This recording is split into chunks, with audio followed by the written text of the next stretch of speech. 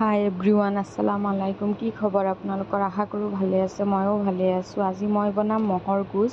গোছখিনি কাটি ধুনীয়াকৈ ধুই ল'লোঁ আৰু ইয়াতে দি দিলোঁ আদা নহৰুৰ পেষ্ট আৰু পিঁয়াজ।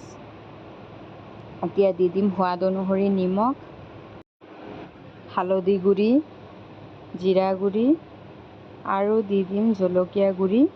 মই ইয়াত 2 কেজি গোছ লৈছোঁ। আপোনালোকে যিমানখিনি গোছ লয় সেই অনুপাতে বস্তুখিনি দিব। এতিয়া দি দিছোঁ মিঠাতেল, 2টা তেজপাত। এইখিনি দি ধুনীয়াকৈ মই চামুচেৰে ভালকৈ লৰাই ল'ম।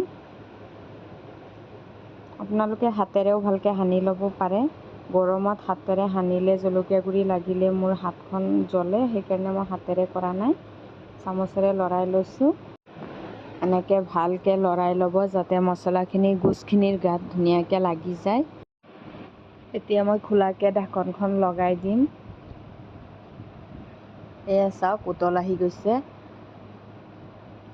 এনেকৈ ধুনীয়াকৈ লৰাই থাকিব লাগিব গোছখিনি। গোছৰ পৰা ওলোৱা যিখিনি পানী, এইখিনি একদম ভালকৈ শুকাব লাগিব, তেতিয়াহে গোছৰ টেষ্টটো আহিব।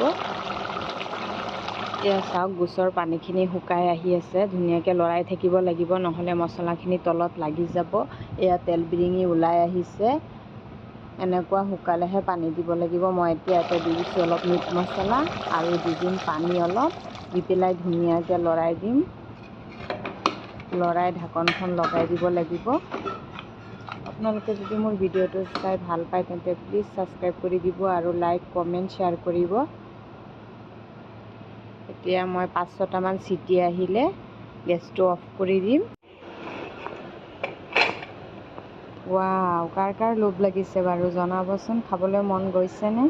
খুবেই সোৱাদ লগা হৈছিলে কিন্তু খাবলৈ। মোৰ ষ্টাইলত এনেকৈ আপোনালোকেও বনাই খাই চাব কেনেকুৱা হয় আৰু কমেণ্ট কৰি জনাব। মোৰ ভিডিঅ'টো শেষলৈকে চোৱাৰ বাবে বহুত বহুত ধন্যবাদ। Bye bye, Allah Hafiz.